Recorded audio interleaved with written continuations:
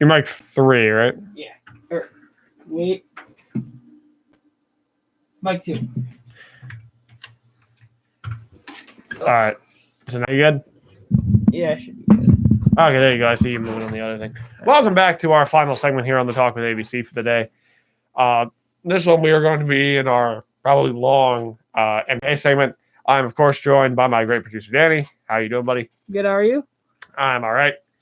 So, the main thing that I wanted to start off with today is Drew Holiday getting a massive extension, basically a 4-year max from the Milwaukee Bucks. What is your initial reaction? I think it's well deserved. He's been playing well. He's been a great fit for this team, and it kind of shows that the Bucks are going all in on their current core of Giannis, Chris Middleton, and Drew Holiday. They're going to build around that. It could create cap trouble in the future, but I think it's a good move considering what they gave up to get him. If they're just a losing free agency, they really had no choice but to sign long term. Yeah, I understand signing him long term because he had a player option in his contract this year to opt out. So it's probably best to lock him up now. The only reason I'm hesitant about saying it's a good contract is, number one, Drew Holiday is like 32. So that could get a little dicey once you get to like 34, 35 for him. But he should be all right if he maintains form.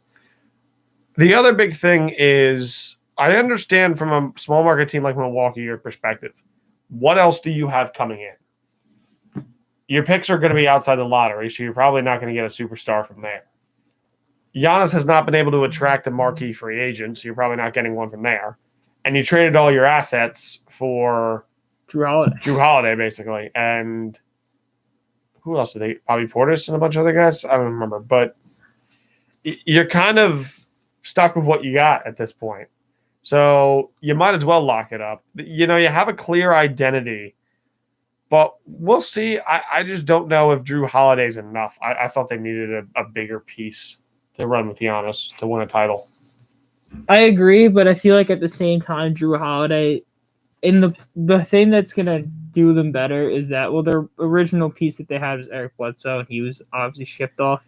Right. The difference between Bledsoe and Drew Holiday is that, well, Eric Bledsoe has a history of just kind of doing nothing in the postseason.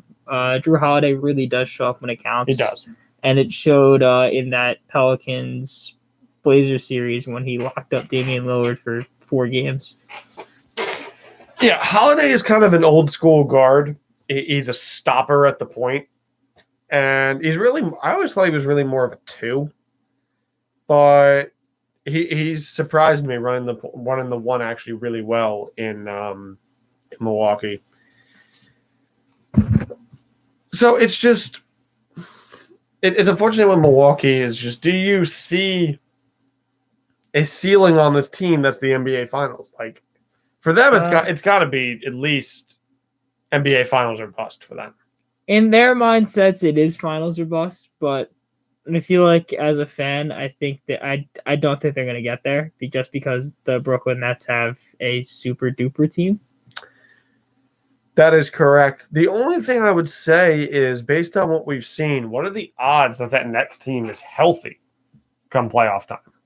Even if they're not, even if they're not healthy, I still feel like they're the favorite to get out. They are definitely the favorite, but I feel like Milwaukee or Philly is a bad matchup for them. It is. Because you got 2 teams who got really good bigs who can play really good defense.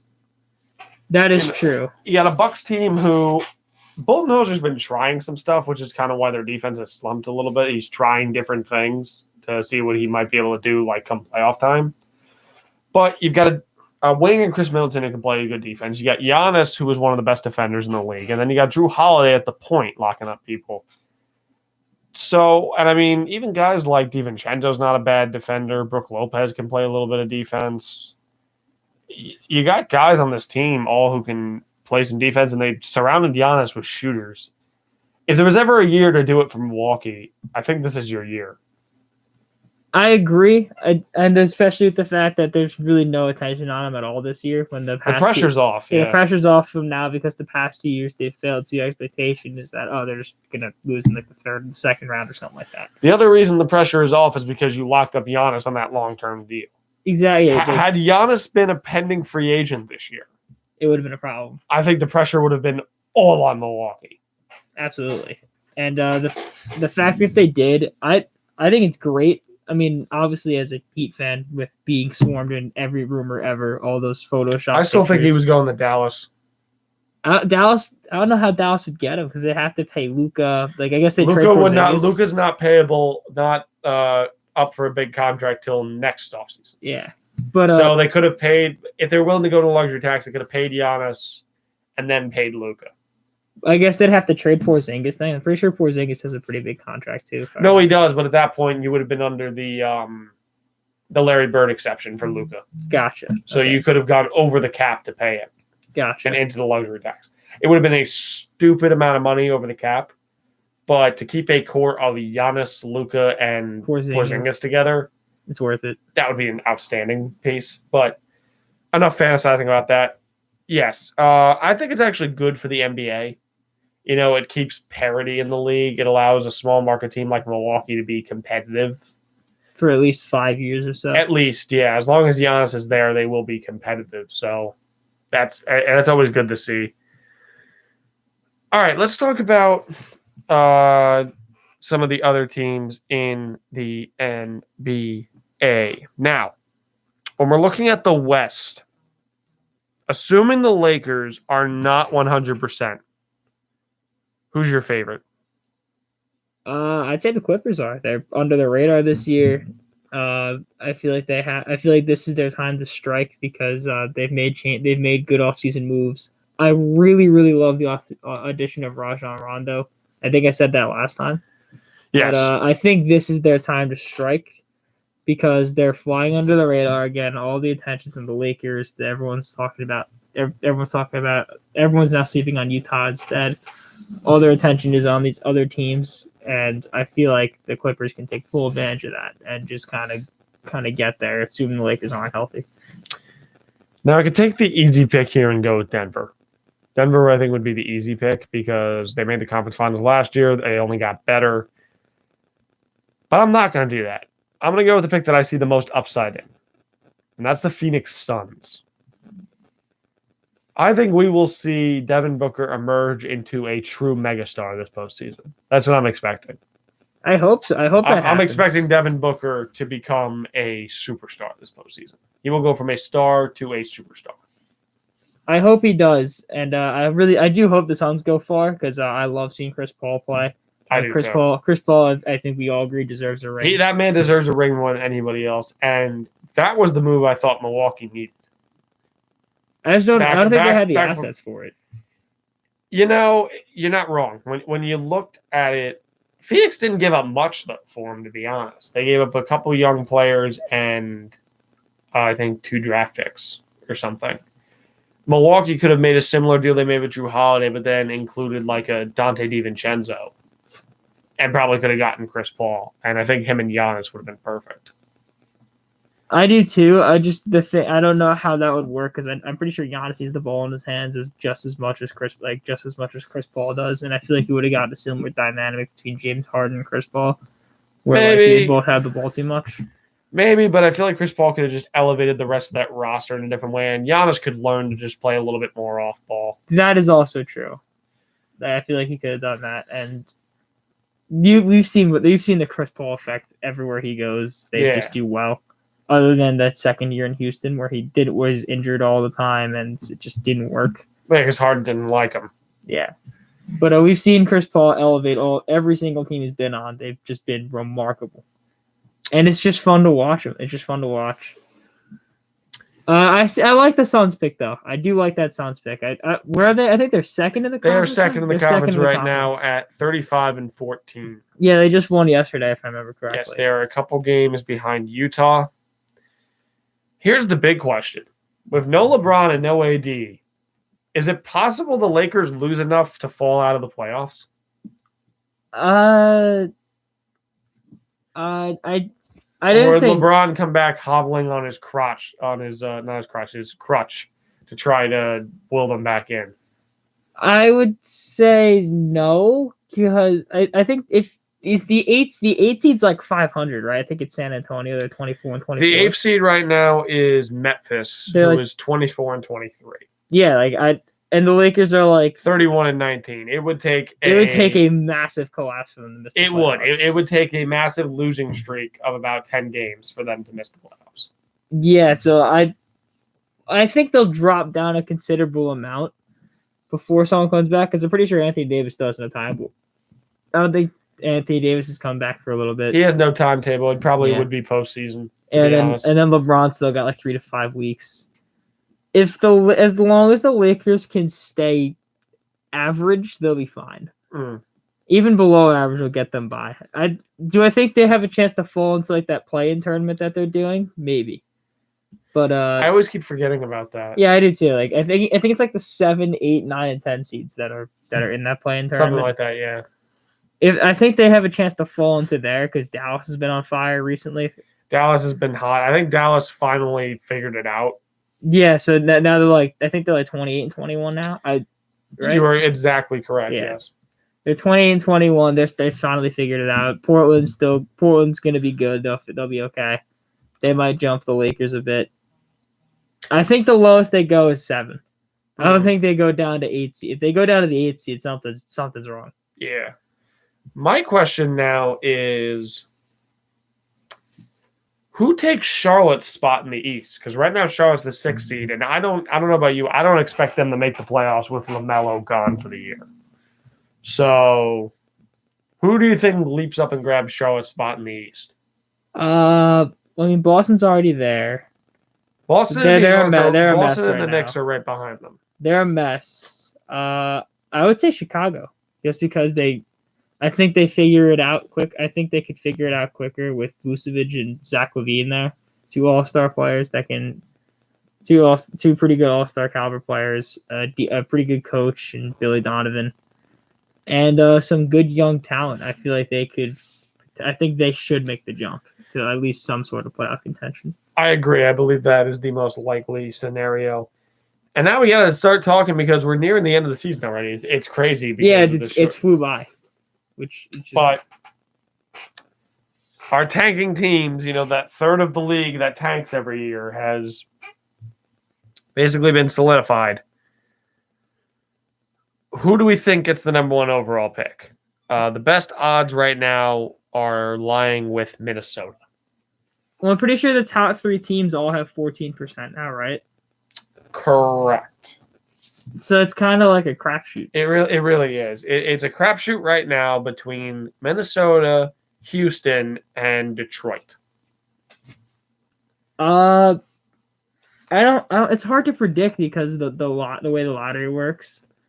I feel Let like me rephrase the question then. Who needs the number 1 pick? Who needs the number 1 pick the most? I would absolutely say the Rockets.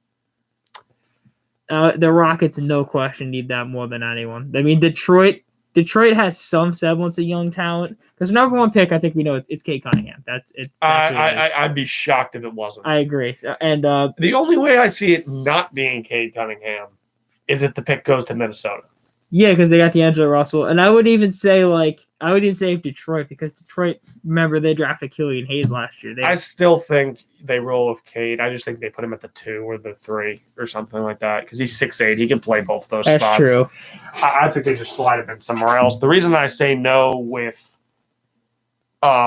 Minnesota is because you just drafted Anthony Edwards, who plays very similarly to Cade, even though Cade's probably a better ball handler and a better defender, but he fits into that 2-3 role kind of perfectly. You already have D'Angelo Russell. I think what they need is defense next to Cat. I think they go Evan Mobley and push him to the 4.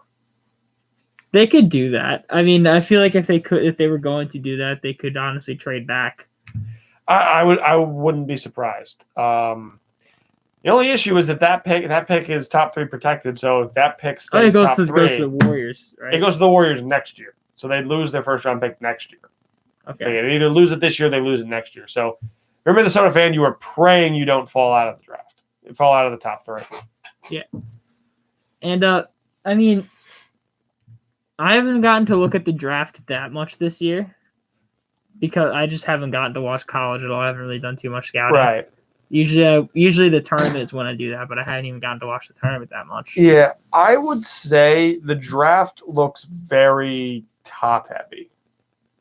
I would say. Well, I mean, the only guys that I know for a fact are it's like Cade Cunningham, and then like Evan Mobley. There's about 5 guys that everybody's looking at. There's Cade Cunningham, Evan Mobley, Jalen Suggs, yeah, and then Jalen Green and Jonathan Kuminga. Oh yeah, they're both playing in the G League. They're in the G League. I haven't even looked at how they're doing yet. I'm assuming they're doing fine. If those guys are doing well in the G League, they're going to be better than most of the. They're going to be better than all 3 of those dudes. They'll be better from the start. Like they'll have a head start because they'll be more used to the NBA game right off the bat.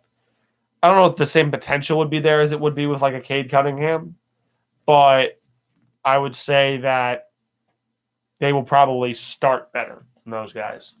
I would say that too, and I really hope that this because like the high school players going to play. I really hope that works.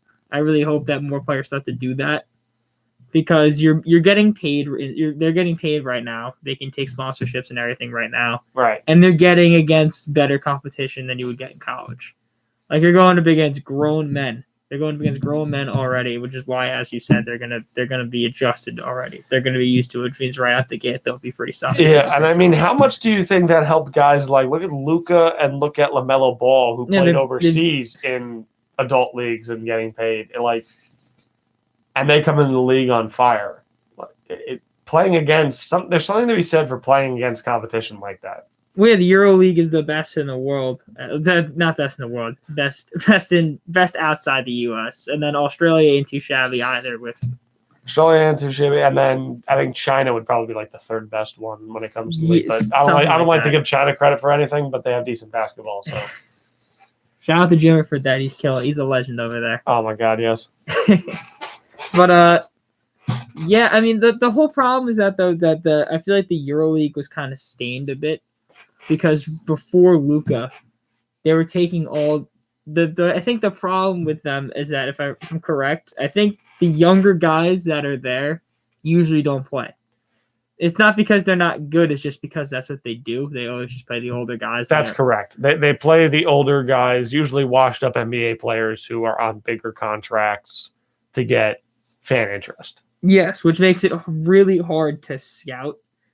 It makes it really, really, really hard to scout these younger players, which in retro, obviously hindsight's 2020, which in hindsight makes it obvious that Luka, who's won multiple MVPs over there at such a young age, should have been the number 1 pick, but again because it was stained. Yeah, I mean, I understood why Phoenix made that pick they did, and I still think DeAndre Ayton will turn out to be a very good NBA player. Yeah, absolutely, I agree. But you needed the box office draw. Ayton was the safer pick. He played at the University of Arizona. He was right there. It made too much sense not to take him. The dumb thing was Chicago trading Luka to Dallas. No, that was Atlanta. Atlanta swapping with Dallas for Trae Young. Not to say Trae Young's bad, but he's not Luka Doncic. Absolutely. And I think Bagley went 2 that year, right? Bagley went top 3, I believe. I know for a fact, yes. I forget who went where. I remember Ayton was obviously Ayton went 1.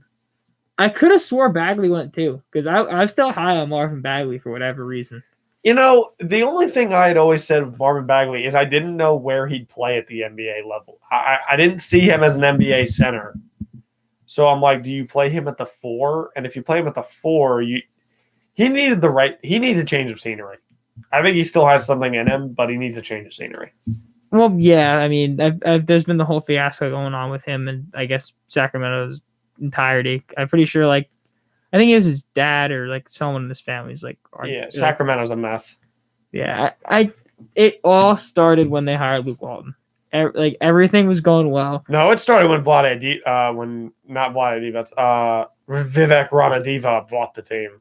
Well, yeah, I mean, obviously that, but even when I still felt like they were going in the right direction when they had De'Aaron Fox, they had Buddy Hield, they had Marvin Bagley, but they were under a good coach in Dave Yeager, who I still think is a great coach, but he got fired for being right because he didn't feel like Marvin Bagley was ready to play a lot of minutes yet. Yep. Divac and the owner. Rana Diva. I'm not even trying to pronounce that.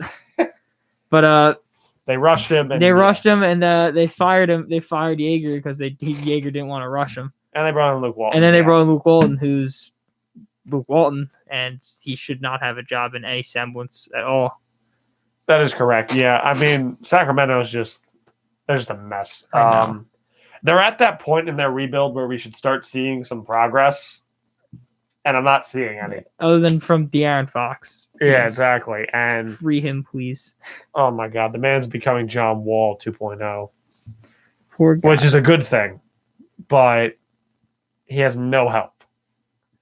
Absolutely, and it's terrible. And I think Buddy Hield could be really good on another team too. And then didn't he request a trade at some point too? He wanted either a trade or he wanted Luke Walton fired.